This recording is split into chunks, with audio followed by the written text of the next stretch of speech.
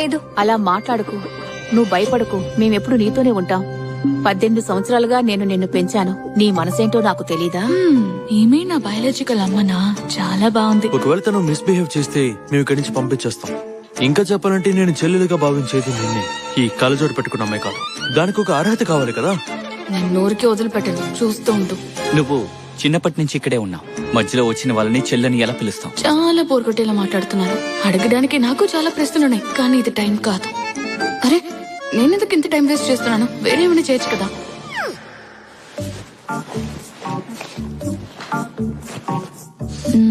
చదువుకుందాం. ఇవన్నీ important questions అని నాకు ఆల్రెడీ తెలుసు.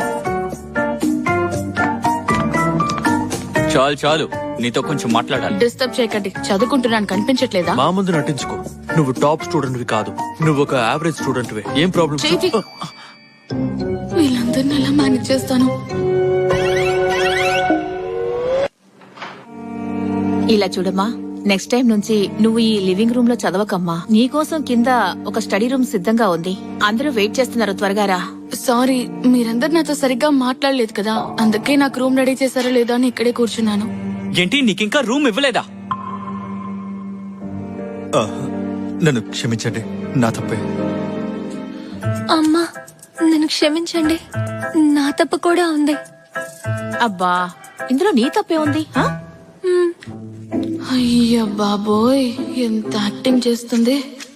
ఇలా చూడమ్మా, నువ్వు ఊరి నుంచి వచ్చావు. ఈ చోటు సెట్ అవడానికి టైం పడుతుంది. కొత్త స్కూల్, కొత్త ఫ్రెండ్స్, అందువల్ల నేను నీకు హెల్ప్ చేస్తాను. మా ఫ్యామిలీ రూల్స్ ఒక బుక్ లో రాశాను, అది చదువుకుని ఫాలో అవ్వు. అప్పుడు ఫ్యామిలీతో ఈజీగా మింగిల్ అవ్వచ్చు. ఓరి దేవుడా, కుటుంబంలో వాళ్ళతో కలవడానికి బుక్ రాసేస్తారా? వీళ్ళకి సౌండ్